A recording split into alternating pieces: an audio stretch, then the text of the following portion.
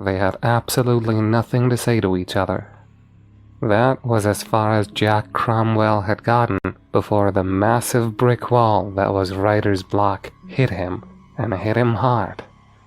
Now he was sitting at his desk, looking at the computer screen with a furrowed brow, as if trying to will the completed story into existence. He was, of course, having no luck in that endeavor. He got up and stretched, wincing at the snapping and popping sounds that his cramped vertebra made as he did. What crazy bastard likes that sound? He wondered, almost instantly wishing that he hadn't, as the memory of his ex-girlfriend Amy returned to the forefront of his mind with a vengeance. Amy had relished the sound her bones had made as she popped them. It was one of her less obnoxious habits. Jack shook his head and turned back to the screen. The unfinished story was still there, mocking him with its blankness. Jack sighed again and got up. He paced across his sparsely furnished living room and into the darkened kitchen. He flicked the light switch and briefly basked in the fluorescent light, even though it stung his red-rimmed eyes. He went to the nearest cabinet and brought out a bag of brown sugar. He opened it up and was just about to dig in when a spectacular gust of wind whistled through the house, setting his teeth on edge. Then the Arctic October chill hit him and he shivered. Damn this place, he thought darkly as he walked to the nearest window, which was open. Why did I ever let my agent talk me into coming to this shithole? Said shithole was a small cottage located just outside of a town that was so small it hadn't even registered on his GPS. The cottage was old and squat, a hutch of wood and weathered stone that far exceeded the usual standards of rustic. Hell, the only signs of any modern influence were a crooked antenna and a small generator that hugged the cottage's left side. The generator was big enough to provide light and phone reception, but anything else was stretching it. He had to get an extra one, just to be able to run his laptop and the mini fridge he had brought with him from his apartment. His agent had told him, in her own roundabout way, that the place would be perfect in getting the old creative juices running. Jack had thought that she meant the place had a storied and interesting history, or had been visited by other authors. He knew better now. The reason his agent had chosen this spot for him was because the damn place was indisputably the creepiest place he had ever seen. And the unease of the place wasn't in the many dark nook and crannies, nor was it due to the ever-present moan of the wind through the creaky rafters, though those things did contribute to the overall atmosphere.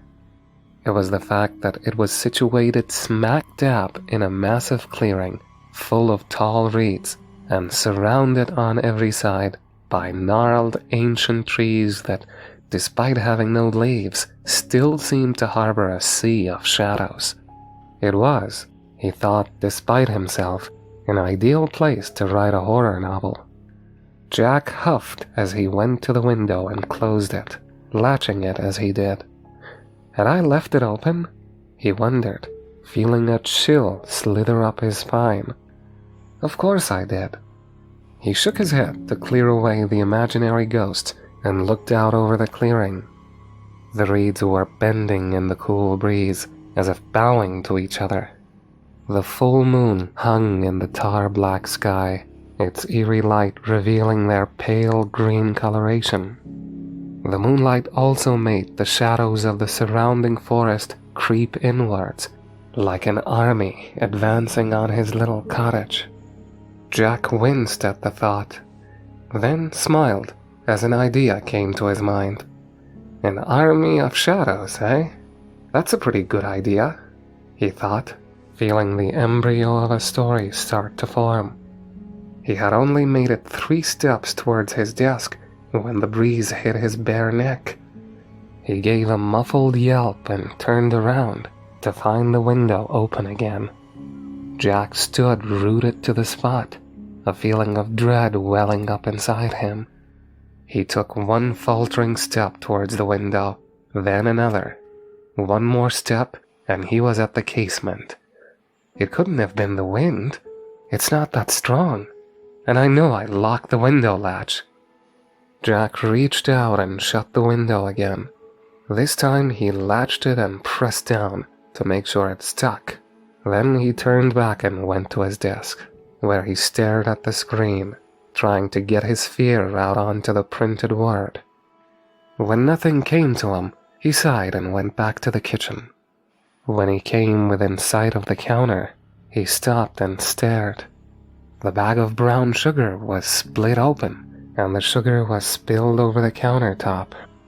Jack moved closer and lifted the bag up to see several long slashes in the plastic. He looked down and saw several sets of small tracks in the sugar. So there's an animal in the house, he thought, unable to repress a shudder at the thought of a raccoon or a rat in his cottage. He was not in any way an animal person. He hadn't been ever since he was 10, when he'd been attacked by a feral dog. I have to go call animal control. He turned and let out a stunned, "What?" The window was open again. "What the hell?" he said as he walked closer, feeling the hairs on the back of his neck rise. Fear has a way of heightening the senses. It's the reason why so many people get bad feelings before a disaster, why many survivors of animal attacks can recall feeling predatory eyes watching them from the darkness, and how one can sense a presence with them where none can be seen. Now fear had heightened Jack's senses to their peak. He could see the dust motes hanging in the air like snowflakes suspended mid-fall. He could smell the old wood and the cracked vinyl of the couch that sat near his desk. He could hear every little creak and groan that the old cottage made, and he could taste the remnants of his breakfast which clung to his teeth. He stepped up to the window and noted with no small amount of irrational fear that the wind had stopped. He reached up and slowly closed the window again, wincing as his hypersensitive fingers scraped across the rough wood of the frame. He clicked the latch shut and then started to turn. That's when he saw the curtain move. Saw it move even though the wind had died down. He stopped and felt his chest tighten. He looked into the hazy darkness behind the silk curtain and saw something moving slowly upwards. Something that was big and almost as black as the shadows in which it crawled. Almost. Jack watched in the kind of horrified awe that forces someone to watch a car accident or a train wreck as the thing crawled up beyond the curtain and came into the light. It looked like a tarantula, but no, most arachnids had only 8 legs. This one had far more. Each leg was long, pencil-thin, and possessed far too many joints. Each leg was topped by what looked like a talon of some kind. Jack couldn't see the spider thing's eyes, but it had to have them, since he felt like it was watching him. With shocking speed, the spider thing sprang from its place on the wall to land in the shadows of the far end of the room. Jack gave a surprised yelp and leapt back. He whirled around and found that the spider thing had vanished into the shadows. Jack looked around for a light source. His eyes fell upon a nearby lamp, and he grabbed it with shaking hands. He turned it on, infinitely glad to hear the click and see the yellow halo of light flare up around him. Jack looked around the room, daring to only move a few paces in any direction.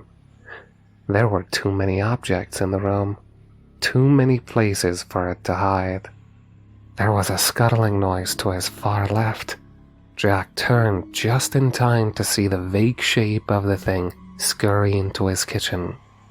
I've gotta call someone, he thought as he stared into the kitchen. I've never seen a spider this fast. What if it's poisonous? And what about those tracks in the kitchen? Jack briefly turned his attention back to the kitchen, feeling the sweat cascading down his back, making him all the more susceptible to the chill air. The floor creaked underfoot, and Jack halted and waited with bated breath to see if the noise would provoke a reaction from the unknown creature. He didn't have to wait long. The spider thing emerged from around the corner of the doorway, its spindly legs moving quickly and creating a scratching sound that set his teeth on edge. Then, to his horror, it was joined by another one, which was bigger than its partner. Jack felt his chest tighten as he focused on those long legs and the loud clicking that marked their passage. His eyes left them for a moment to rove around the barren room, desperately searching for some kind of weapon, but there was nothing within reach. With fear constricting his throat, Jack turned his attention back to the two creatures. With a sudden burst of speed, one of the creatures scuttled off to one side and leapt at him. Jack crossed his arms over his face to ward off the impending strike, forcing the thing to land on his forearm. Its body was as cold as ice and as smooth as polished marble. Jack screamed in fright and pain as the arachnoid monstrosity's talons sank into the soft flesh of his arm.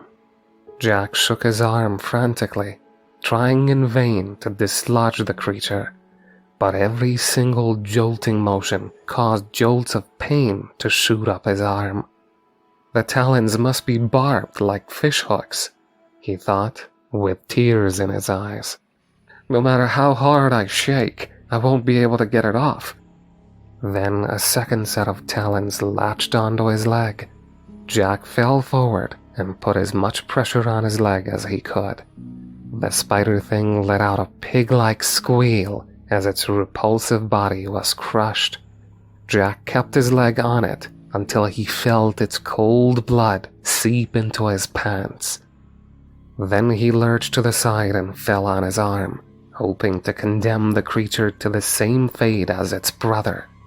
But the spider thing scurried up his arm and onto his shoulder. The instant its talons left their place, the blood began to flow. Jack knew that the talons had ripped out a good chunk of flesh. Then the spider thing crawled up to his face, latching onto his neck as it did, and raised its front legs at him, giving him a sickeningly intimate view of a mouth lined with flat, white teeth that gnashed together with an audible snap.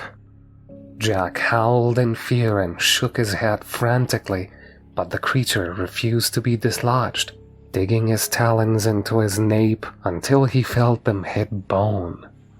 The pain overrode all of his senses. Jack leapt to his feet and, lowering his head, charged at the nearest wall like an enraged bull. The spider thing wasn't fast enough this time, and Jack felt its chitinous body burst. Jack slumped to the floor, dazed and wounded, feeling the spider thing's rancid-smelling liquids moisten his hair and trickle down his forehead. He took deep breaths, desperately trying to slow his heartbeat, but the awful stench and the overall horror of the ordeal kept him from calming down. With tremendous effort, Jack managed to regain his footing, moving with slow, jerky steps to the door. Fresh air. I need some fresh air. This stuff stings like rotten meat, he thought, as he opened the door and lurched outside. The cool wind felt good on his skin. The chill breeze carried the sweet scent of grass and earth. Jack felt his muscles slowly relax. His breathing, which had been harsh and fast, was slowing steadily. I need to call someone, he thought, feeling his senses slowly return to him. Those things might have been poisonous. I've never seen spiders like those before. Can't take any chances. Jack straightened, wincing as pain flared up his back. He turned and, doing his best to gather his wits, went back inside to call someone. Outside, the stars shone like diamonds in a dark veil. The clearing surrounding the cottage was silent and still.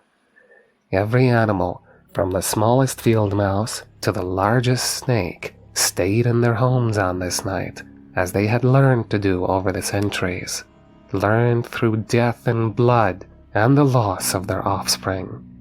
The shadows were alive tonight.